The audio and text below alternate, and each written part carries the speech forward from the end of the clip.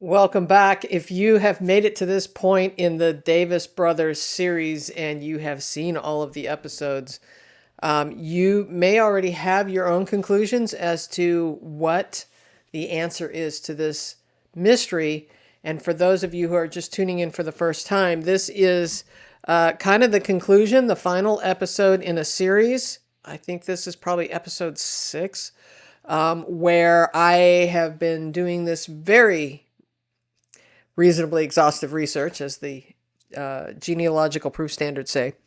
And I have been going through and trying to solve this mystery of who is the father of my great-grandfather. Let's jump in.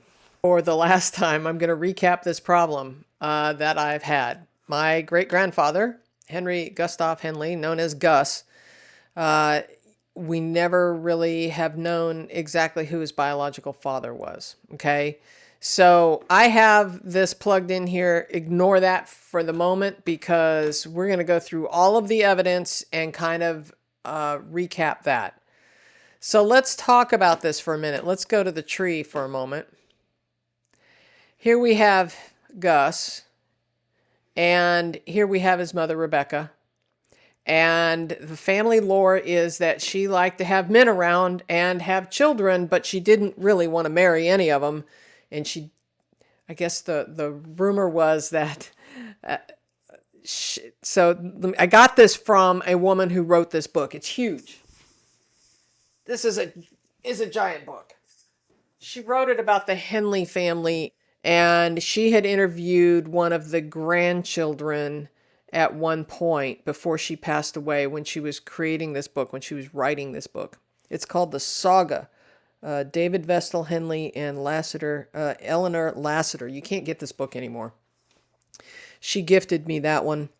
I actually had 2 of them at one point, and I gifted one of them away to another family member. But long story short is, the family lore was that she liked to have children around. She didn't care so much for the men folk, but she did like to, get pregnant. And so she had a lot of children out of wedlock, never married, after all the research I've ever done. So this is Rebecca here. And so just to refresh your memory, I'm sure you've heard this story if you've been watching the series, but I have the grandson of this guy, his Y-DNA and his autosomal DNA. My father had since passed away before DNA was a thing, so he could not test. But this is on my father's side, right? So my father's first cousin, the grandson of Gus, took a DNA test, and God bless him for doing so, because that DNA alone, the Y-DNA alone, showed at the time, this was several years ago, this was probably 5 years ago at this point, all of the DNA matches, there was only 4 of them at the time, had the surname of Davis. And so I was like, oh, and this was before I knew anything about this family. So ignore this guy, because this is just a placeholder right now. So I'm like, okay, now I'm going to go back to Ancestry DNA, and I'm going to look at the autosomal DNA, because the Y-DNA, there's not a lot of information there. The Y-DNA cousin matches, only 2 of the 4 had trees, and of those 2, I didn't recognize any of the names, but they were in the right place. They were in Randolph County, North Carolina, where he was born and where she lived. And so I start searching around in the autosomal DNA for cousins who had the surname Davis. I will show you now a little bit about how to do that. Okay, here I am on an unfiltered match list. I've hidden the names so you can't see anything, but we're going to actually go into this a little bit later, but simply because now I was looking for surnames, and by the way, this test kit is mine up here, but I can just simply search the surname Davis and try and find all of the DNA matches that have Davis in the family tree. Now, keep in mind that You could include similar names. But keep in mind that this is going to only result in DNA matches that actually have trees and that have a DNA connection to me. Okay?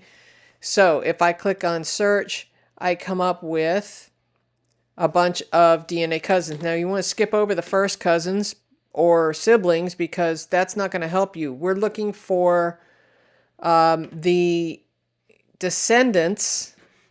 Let me go back over to the tree for a moment, and we're going to go back in. I'm going to open this in a new tab. Let me arrange here. So we're looking for the descendants, not necessarily of Gus, but of this Davis line. Now, again, ignore all of this. Really, all we know is that it's a Davis line. I do know that this part of the family is, in fact, accurate. What I don't know is which one of the brothers it is that is the father of Gus, right? So Joel and Penina had 5 boys. So one of them, this is just a placeholder so that I can have all the rest of this in here, but one of the brothers is the father. So we don't know which one. Y-DNA has proven that this is the correct line, and autosomal DNA has proven that this is the correct line. But again, because Y-DNA is 100% handed down from father to sons, exactly the same, we don't know which of the 5 sons it is. Okay, now, having said that, I need to find, this is my great-grandfather. This will be the 2 times great-grandfather, the 3 times great-grandfather. So if we're looking for descendants of this Joel Davis Sr., a 3 times great-grandfather, we count the G's, 3 greats, and a grandfather is 4. So we're looking for 4th cousins.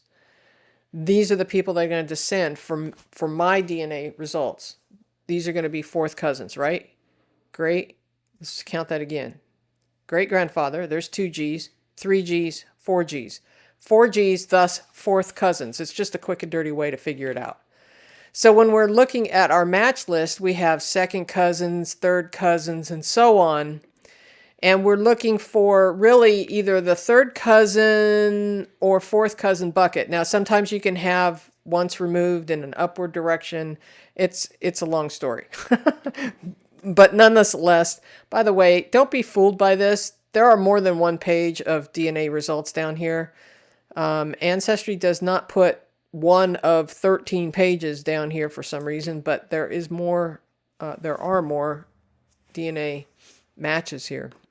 So we could go on down and try and find 4th cousins with the surname Davis. Well, there's a problem here in that I have Davis on both sides of my family. Unrelated, but Davis is like Smith. And so what we need to do is also go by parent. Now you can do that here and go to my father's side and do the same filtering again and search by Davis again. Or we could have done it from the filters list right here where it would give us by parent, and we've already selected paternal. Technically, it is a group just like all the other groups that we have created. So again, we would skip down. Another thing you can do with your filters is you can create a shared centimorgan match. Say you know what 3rd to 4th cousins are. You can do that here. You could do that by looking at DNA Painter, but let's just go here for grins and giggles. I'm going to click on this.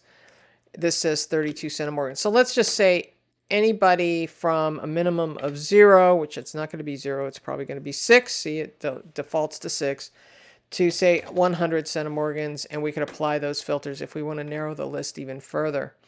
And then we could sit there and look. And so I'm looking for people who have common ancestors, because it's easy, because I already know at this point, let me go back to the tree. I already know that Joel Davis Sr. and Jesse Randall Davis, that these guys are in fact in my family tree.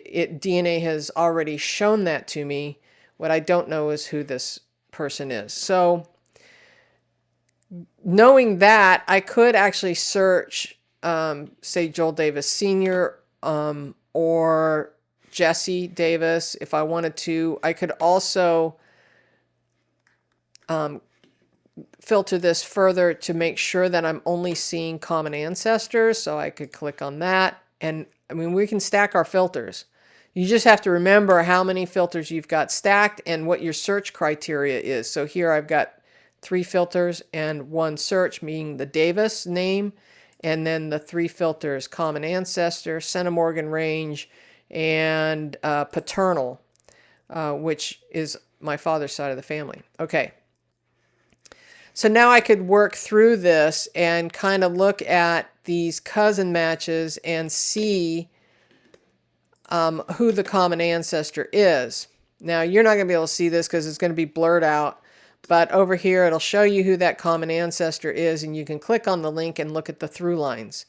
And I can sit there and map this out based on the through lines. Now, again, solid lines mean these people are in my tree. If it was dashed lines, it means that they're not in my tree, but that's okay, because what I was doing, I was going through very elaborate research on how to map this out so that I could understand all of the different relationships to me. I'm going to go back to that information here in just a moment, but I want to jump into the research itself that I had conducted.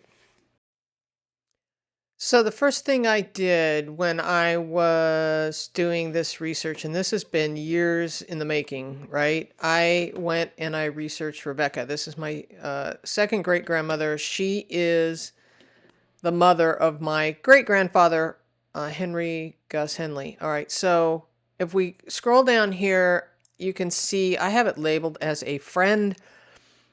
You could label it however you want. They never married, so I didn't put spouse, and you would do that through the edit relationships, and then you would go and change these from spouse to partner, whatever, other, whatever you want. So that's what I did with all of the people that I thought were through the research anyway that I discovered along the way. So Rebecca, I love this picture. Rebecca, throughout the time that I have been researching her, I have found so many different records for her. She was born into a Quaker family. This John Henley and Margaret Clark were Quakers. And so she was born into a Quaker family. And then eventually she left the church, or was removed from the church by the church. I'm not exactly sure which.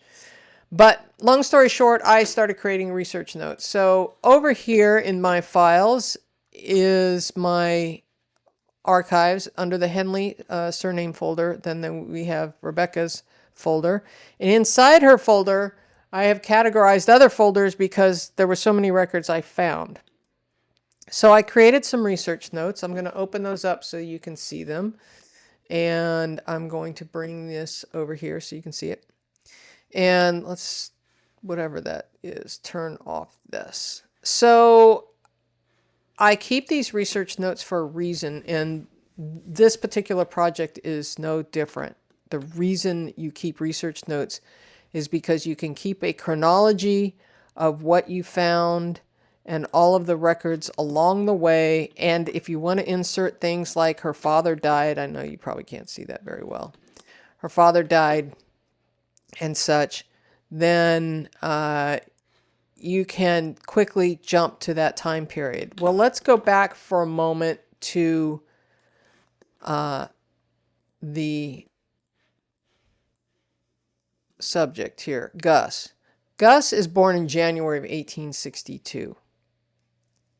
He must have been conceived, if you do the math, he would have been conceived about early May of 1861. So the goal, as I'm trying to figure out which of the 5 brothers it is that Henry, is Henry's biological father, I need to figure out who was in the right place at the right time to have conceived Henry with Rebecca.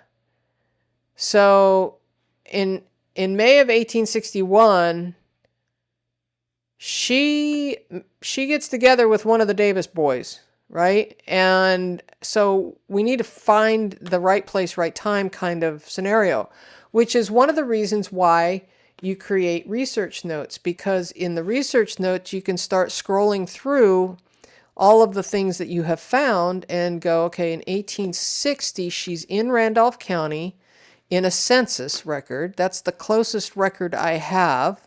Let's go on down here. 1861 is I even put this in here, estimated conception date, because I'm trying to find anything that puts her in the right place at the right time for everyone involved.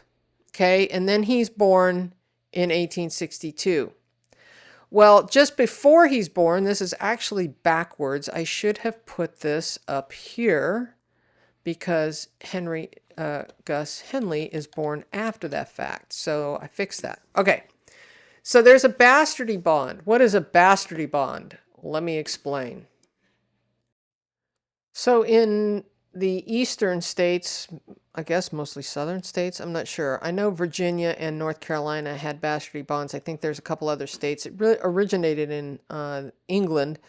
But basically a bastardy bond was where a woman who is about to give birth is dragged into court when she is not married, and she basically is told to the judge, name the husband, we need to charge him with whatever the name of the law was at the time for having conceived a child out of wedlock.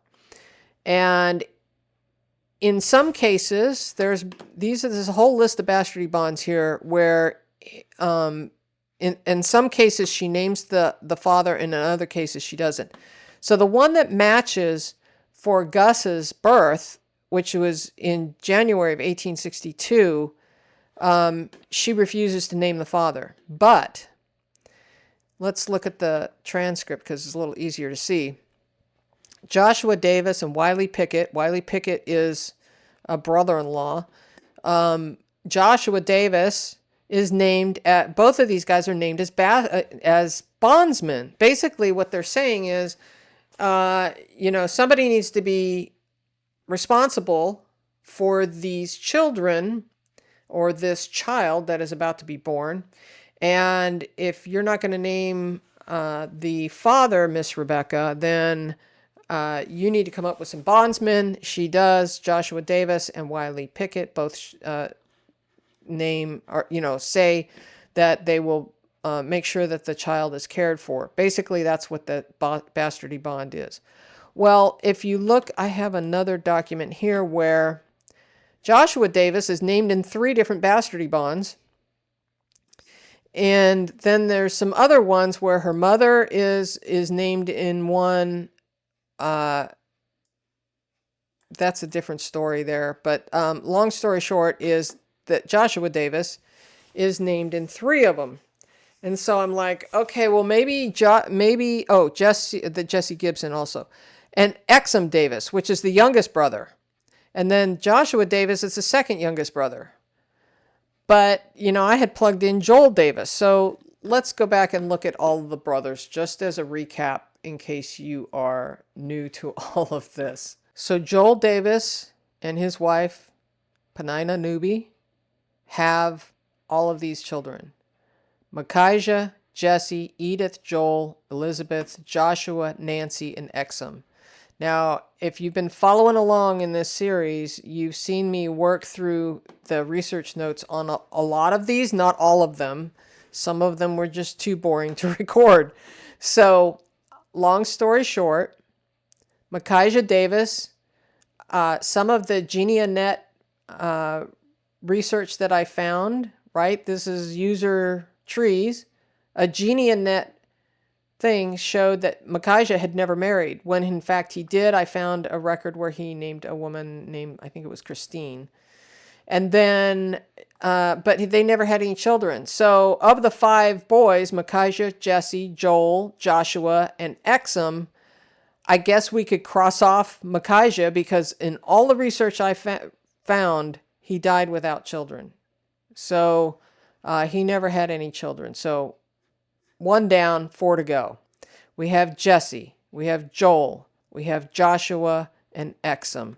These two boys, the youngest ones, are named in the Bastardy bonds, and Joshua and Wiley Pickett are the ones named in the one specific to my great-grandfather. So back over on Rebecca's profile, on one of her other children, Ellen, the Bastardy bond names Jesse specifically as the father, but Joshua Davis is also named as a bondsman. So again, Joshua Davis down here. So he's named in 3 different Bastardy bonds, always as a bondsman though. So does that mean Joshua's the father?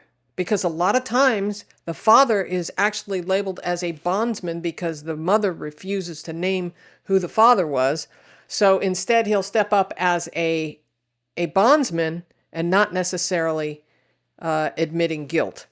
So now we've got Joshua named in 3 different ones. We have Exum named in one of them. So what gives? Who's the father based on the record evidence, the Bastardy bonds? So throughout this entire series, you've seen me go through this process where I create, not only do the research, but I create research notes for every person that is in the circle of influence, right? Whoever has touched the life of this ancestor that I am researching.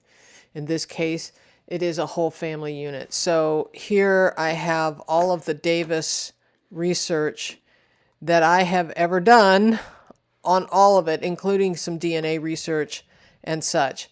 And so the whole point of this is to find the nexus, right? I'm trying to figure out who was in the right place at the right time in 1861.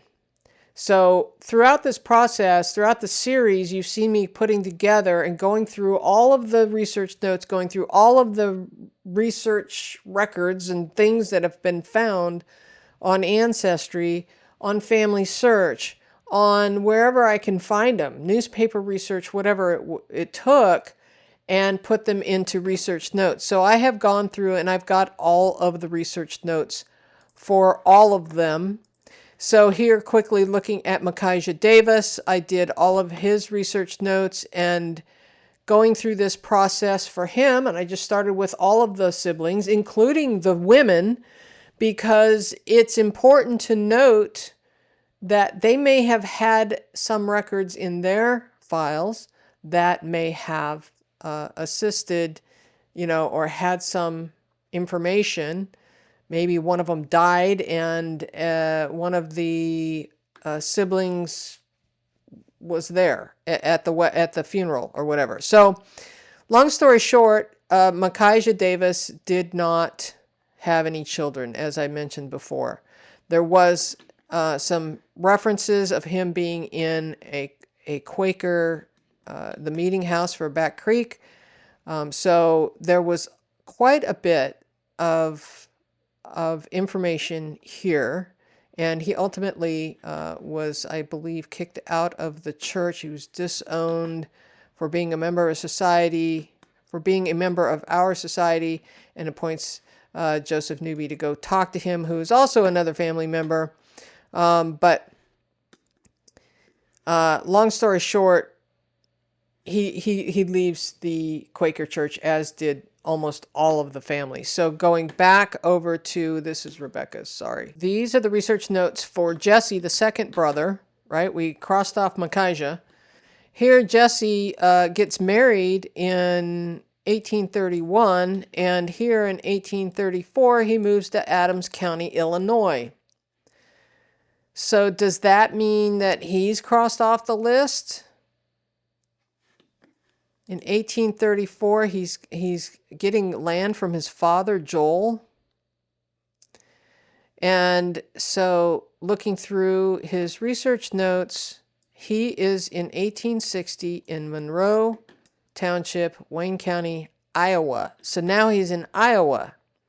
So he's moving around. He's gone from Randolph County, North Carolina to Illinois and then to Iowa by 1860. With that, and he's still in Wayne County, Iowa in 1870. So with all of that, I guess we're crossing Jesse off the list.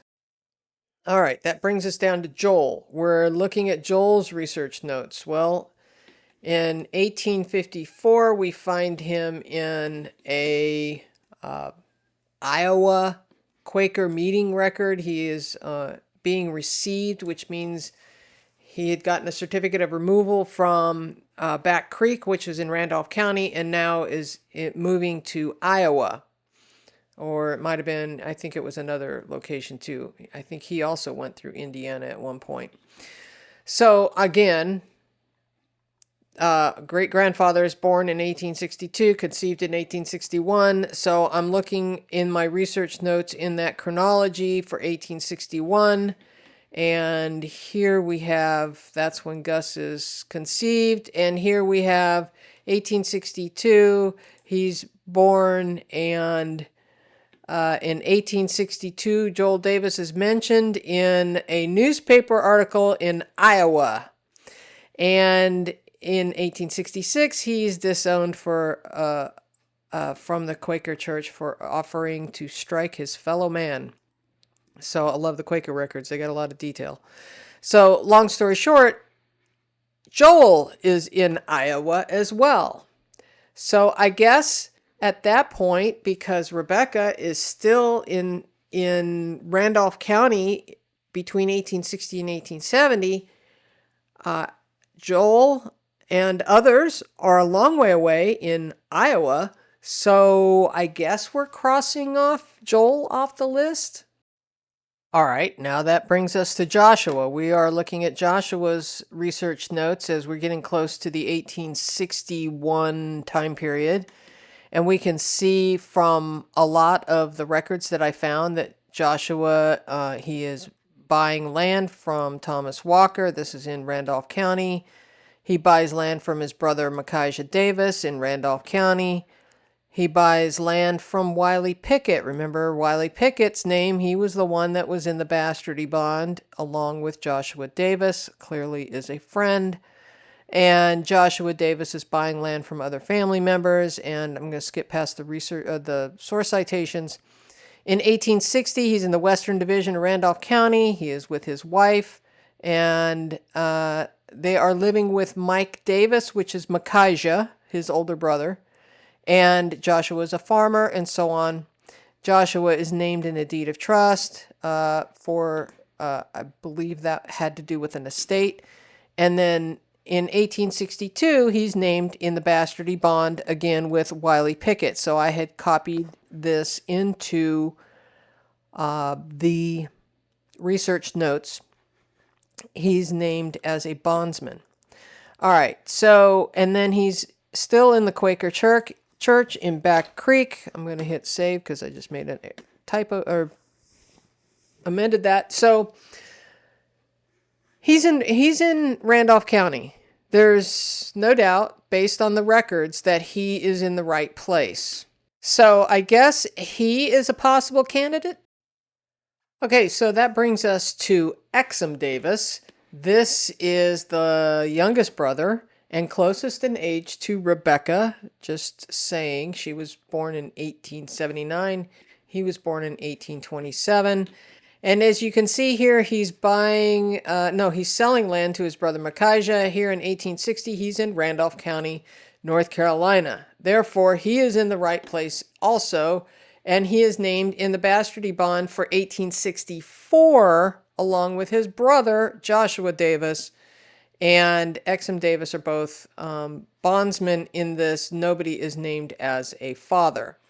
So I guess that puts Exum Davis as a possible candidate as well. So just when we think we have the answer, there's a wrinkle in this. I'll get to that in just a moment. Hey, did you know that you can get everything I produce all in one place, commercial free? Well, now you can at the Genealogy TV Academy. For one membership price, you can get an all-access pass that includes all of the online courses, all of the YouTube channel videos dating back to 2022, early release of any new videos coming up on the YouTube channel, the live classroom instruction via Zoom, and the handouts and worksheets associated with all the videos. If you want to learn more, go to genealogytv.org/academy. Remember I said there was a little wrinkle? Well, it has to do with DNA.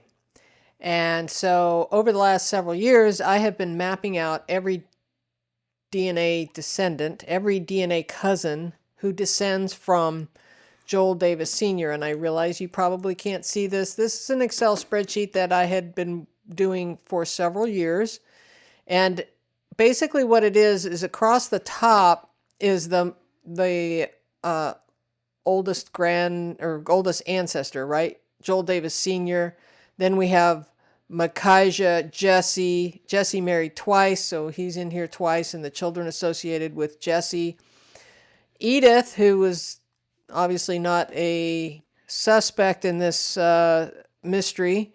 Then we have Joel Davis Jr. Then we have Joshua Davis. Then we have Exum Davis over here, and all of the descendants from that person. And then all of these numbers down here represent the DNA matches as it was in 2024. And the red colors, here I am over here in yellow. This is my cousin who took the Y-DNA test. We both descend from Gus, so all of these people in this grayed out box don't count as far as how we're trying to solve this mystery if we're using DNA alone. And so then we start looking at the different, what I call hot zones. I used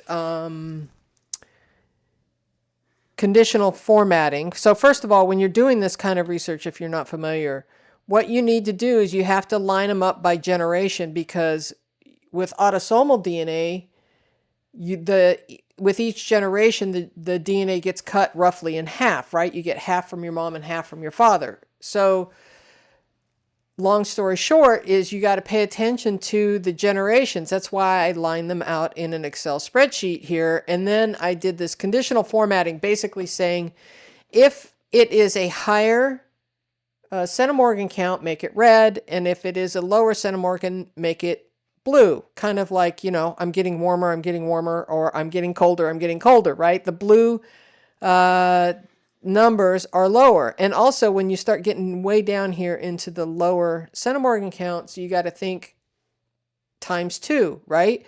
This 12, which you may not be able to see because it's very small and I can't really zoom in much here. Let me try. All right, so this 12, that parent would be roughly 24 centimorgans, and that parent would be roughly 48 centimorgans, and that's in line with this 45 and 42, so that totally makes sense, okay?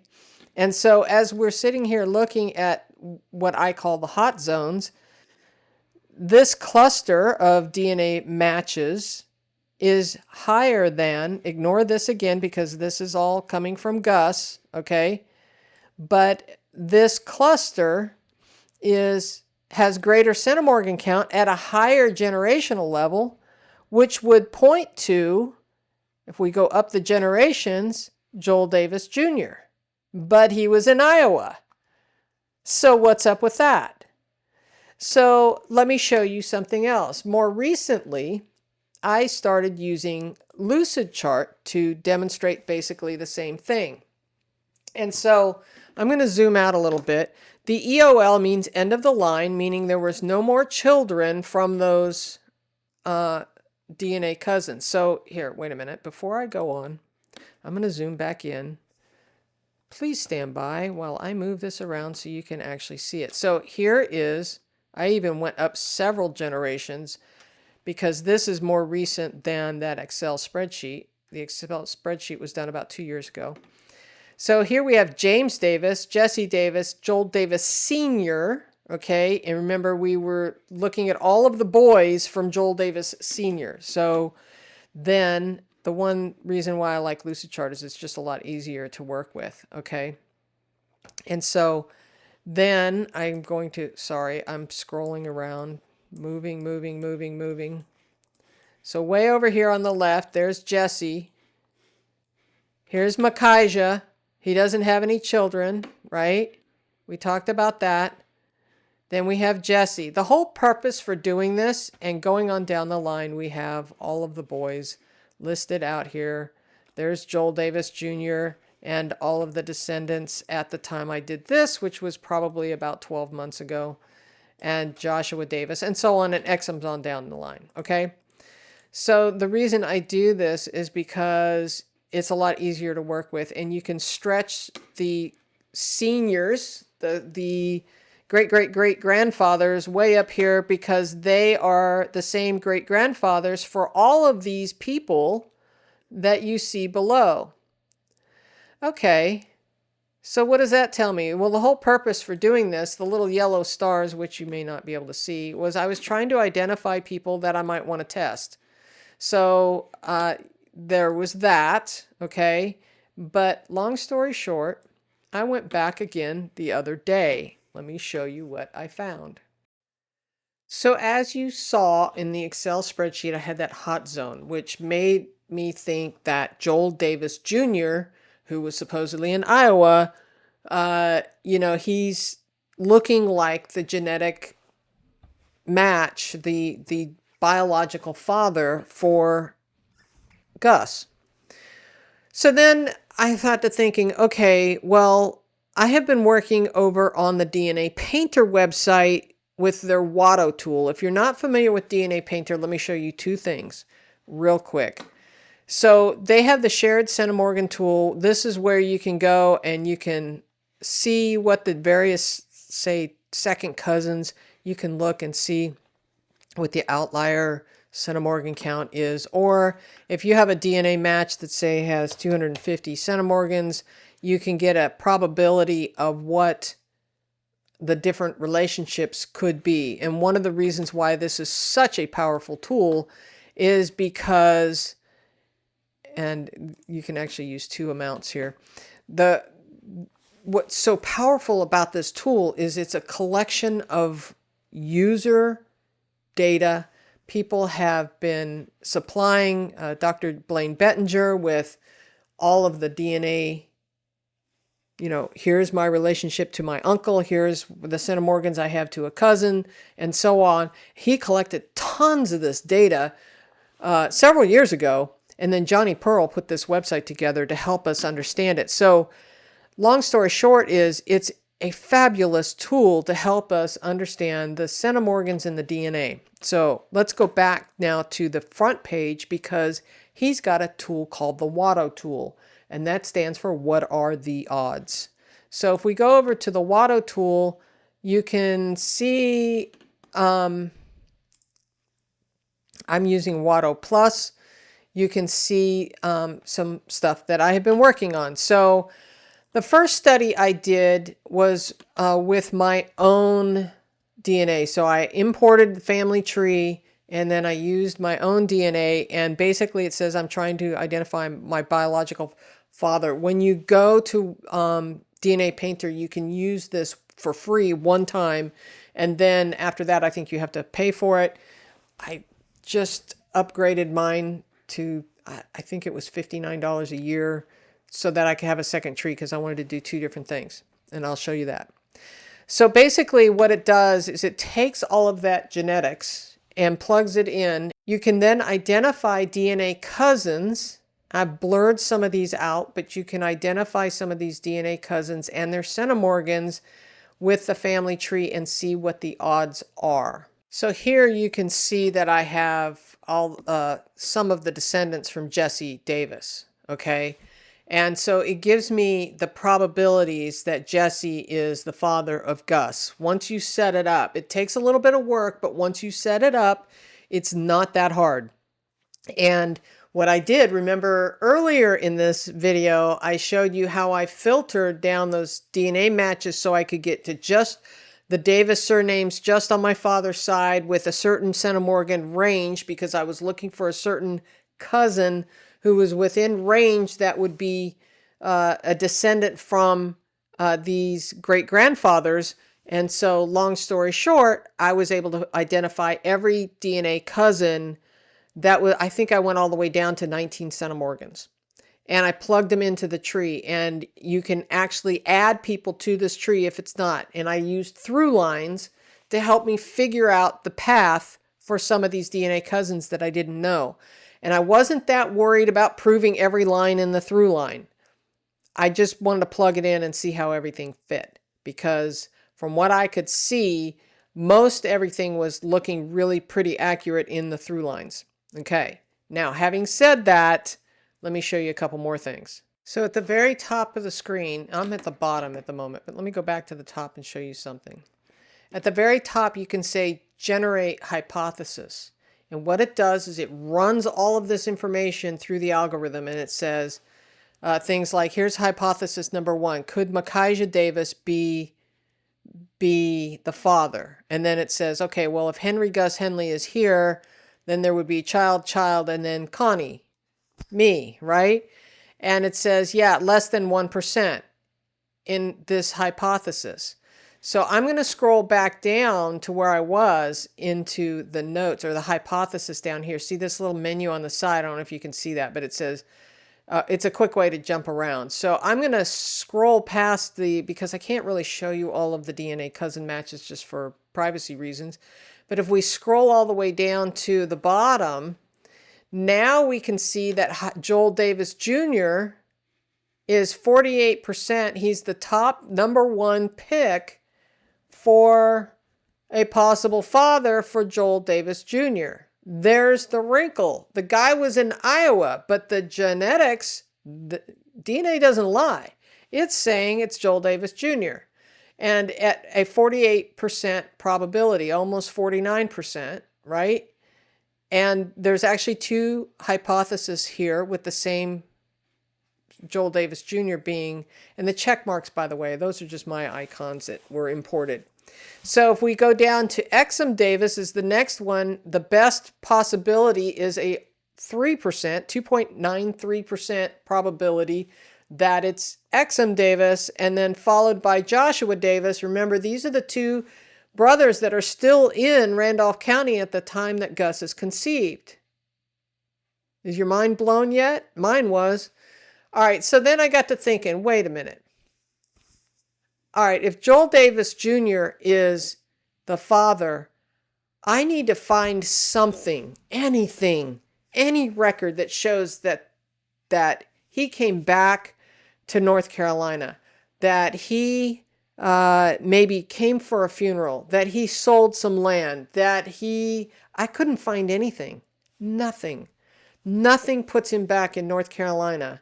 I went through court records. I did full text search. I did all kinds of stuff trying to put Joel Davis Jr. back in North Carolina. And then I got to thinking, well, wait a minute. Maybe Rebecca went north. Maybe she went to Iowa or Indiana. She had a sister in Indiana at the time. Maybe she went to Indiana. And that maybe Joel went over to Indiana. Still found nothing. So far, as of today, I have not found anything that puts those 2 people in the right place at the right time or at the same place at the same time, right? So let me show you one more thing. I'm going to use Lucid Chart to explain this. And I have no affiliation with Lucid Chart. I just wanted to show you why I do this. All right, so here's Gus, right? There's Gus, and his mother is Rebecca. All right. And by the way, if you want to change that line, you can come up here and change it to no arrow. And if you set it that way to begin with, it won't do this. Let me change that back. Please stand by. So I'm going to say none to start with. So then the future things that I draw will not. All right. So we have this mystery person, this mystery father, right? Questionable father.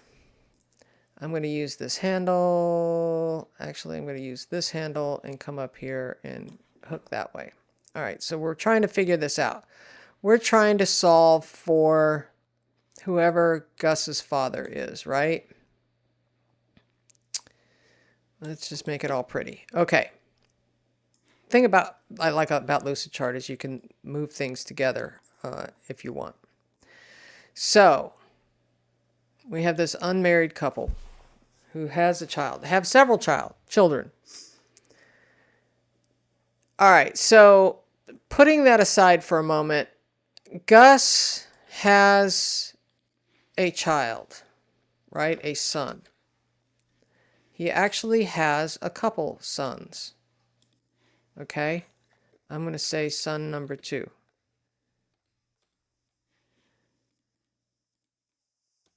Son number 1. All right. Make it pretty. Okay. This son has a son. This son has a son. And then let's say it's this son. It really doesn't matter for the sake of demonstrations. This is Connie. This is my father. Connie's father. Then this son is a first cousin to my father. Right? Connie's father, first cousin. So that's the relationship here. If we were to draw a line across, that would be 1C. 1C. Let's make that big so you could see it better. So we're just going to call this a son again. This son takes a DNA test for me. He's the one who did the Y DNA test and an autosomal DNA test for me at Ancestry. So I got to thinking. Now, all of the descendants from these brothers, right? So here's Joel Davis Sr.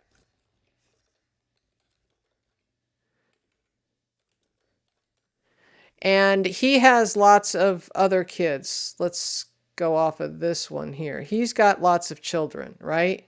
I'm just going to pop a few of them in here. And by the way, you can click on the line and move it. Make it all pretty if you want. You can also highlight something and hit Control D, I think it is, and create a duplicate and move it over, and then you can draw those lines back up here again. And so these are representing the 5 sons, right? Well, really 4, because we eliminated Micaiah, knowing that he was the oldest and much older than Rebecca, and more than likely he could not be the father because he never had children. Why this is lining up goofy, I don't know. All right, so then we have Jesse. We have Joel. We have Joshua. And we have Exum. And I'm going to break this link because we don't know which one of these people. So I'm going to hit delete. We don't know which one of these guys is the father of Gus. All right. But we know that it's going to be one of these guys. All right. So I got to thinking, all of that DNA testing that I did was from me, right? I did a DNA test, and all of that DNA that you saw had all of the descendants and how they relate to me.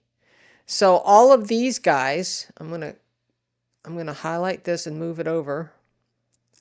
And I'm going to fix this line because it drives me crazy. I'm a graphics person. I don't like my graphics being messed up. Thank you. Okay, so all of these people have descendants, right? And I'm not going to label them all, but I'm just going to throw some in here for grins and giggles. Now remember, there are hundreds, well, not hundreds, but tens of people that have taken DNA tests, and maybe there's an extra generation here, right? I'm just throwing them in here. And all of these people down here, let's say all of these people down here have taken a DNA test. Now I'm being a little hypothetical here. Let's give them a yellow color. So all of these people have taken a DNA test. I have taken a DNA test as well as my father's, excuse me, I'm trying to get this to highlight, as well as my father's first cousin. So these are all the test takers in yellow. Okay. So here's Joel Davis Sr. Absolutely know that he is my, I don't know, 4 times great-grandfather.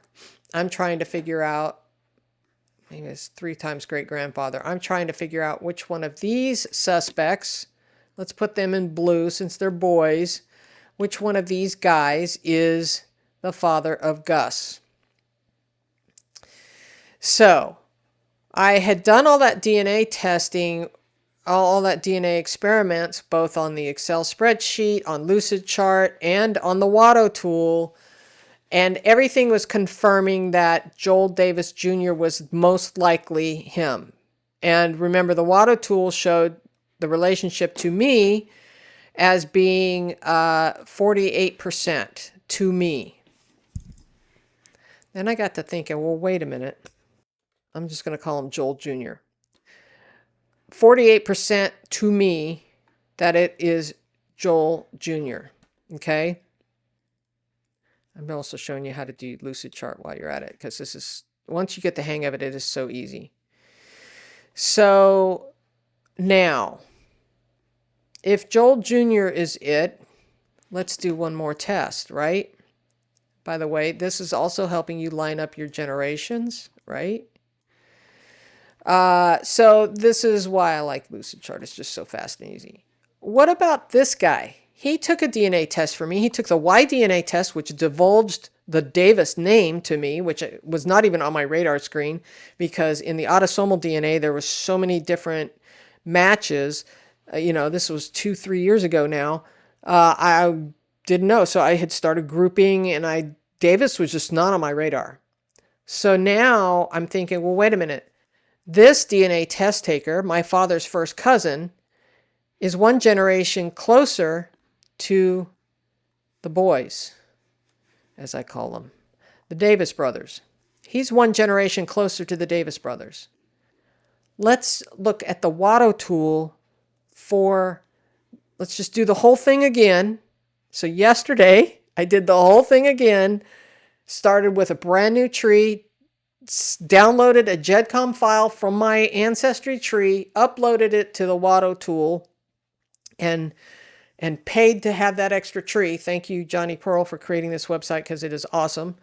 And let's go see what the results say for this DNA test taker, who is the grandson of Gus, right? Here is Gus. He is our subject that we are trying to figure out who the father belongs. Okay, let's go look at the WATO tool. Okay, this time we are using my father's first cousin in this is a second tree. And so I can show you, because what I did was I shared the tree, and I can now show you some of the details of this, because it truncates the names. And so I don't have to blur everything out. So long story short, this is a very long tree, as you can see. Here's a hypothesis for Jesse, less than 1%. Now remember, Micaiah was eliminated because he never had any children, so there's no descendants from him. Here's some more hypothesis for the different children here, and it's coming up with basically nothing. Oh, what's this? 100%? 100% Joel? What? All right, so I kind of knew this, because this is confirming the research I've been doing for 2 or 3 years, okay? Lorena was one of the daughters, and there are a lot of DNA cousins who descend from Lorena. Now, one of the things that I need to make sure of when looking at this and looking at the different hypotheses, this is basically saying, using my father's first cousin and his DNA and plugging in all the centimorgans as they relate to him, I spent an entire day going through all of the DNA matches. I was using through lines as well as the match list, and identifying every DNA cousin that was from my father's first cousin. This is his through lines, right? And all of the descendants. I'm not going to open all this up because I don't want to have to blur a bunch of stuff. But I went through every one of these people and added them to the list all the way down to about 19 centimorgans, because I wanted to make sure that I had DNA descendants from each of the 4 brothers. And I do, with the exception of Micaiah, which was over here. He didn't have any kids. So this is just a sample of 4. But as you can see in the through lines at a quick glance, that there are a lot of DNA matches. And I've added all of them into the WATO tool.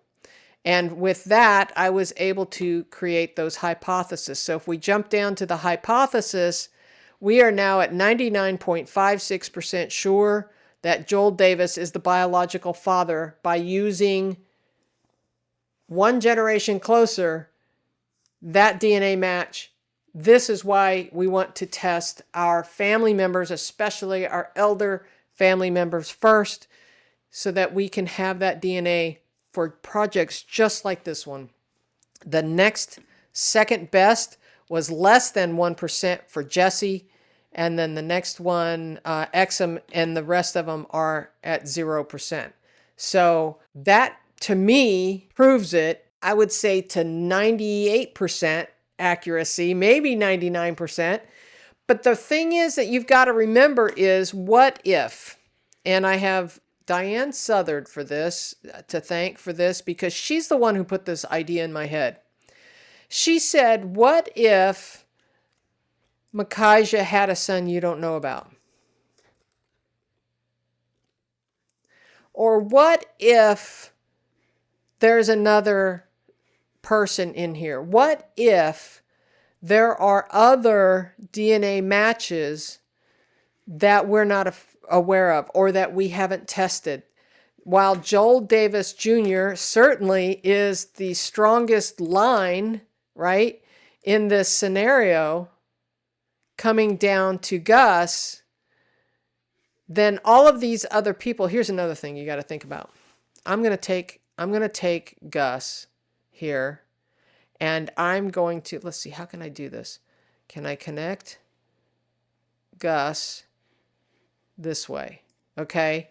That means that if, according to the DNA, Joel Davis Jr. is the father. So that means that all of these other descendants, these are whole, right? These are should be like whole cousins, and these are half cousins, right? And half. Okay? So that means that these cousins are going to have a higher centimorgan count by, on average, twice as much across the same generation as the halves. Because remember, we get half of our DNA from our mother and half of them from our father. Therefore, Gus inherited that half from Joel, right? But it's just, to me, mind-boggling to think that DNA has solved this alone when the records could not do it. And so this is one of the powerful things about using DNA. So did I solve it? I believe so. I believe that DNA is the one thing that solved it. Now, I can't give you a reason why or how these two people got together when one was living in Iowa and the other one was in North Carolina. Perhaps they both traveled to Indiana because they both had family and ties there. And so I don't know. I don't know how this happened. Or if maybe Joel Jr. came back home to visit his brothers and went back. Doesn't explain the bastardy bond with his two younger brothers, Joshua, and then Wiley Pickett, who was another family member. Doesn't explain how they end up as the bondsmen on the pregnancy for Joel's kid. I don't know. Something happened, but the DNA is 99% sure. And I have studied this for years. And I am firmly in belief now that Joel Jr. is the father of Gus. Unless something else comes to light, more better, higher count, centimorgan counts come through in some of the other children, that is always a possibility. We always have to leave a little room for doubt. But for the most part, this is where we start getting into writing our conclusions and dealing with the language of probabilities, most certainly, or probably, or highly likely, those kind of that kind of terminology that we would put into our conclusions. And so with that, I am finally going to put this to bed, at least for another year or so, unless there are more DNA matches that pop up.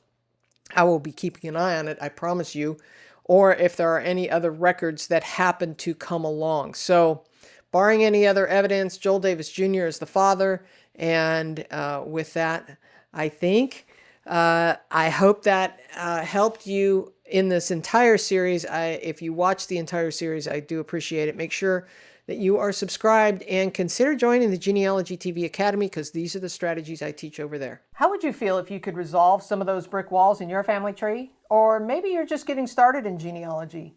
What if you had the skills to prove your family history, taking you back generation by generation, time and time again? Hi, my name is Connie Knox, and here at the Genealogy TV Academy, I help genealogy enthusiasts like you break down brick walls by learning smart research methods. I help you find the records, and I help you get organized so that you can share your family history with your family and future generations.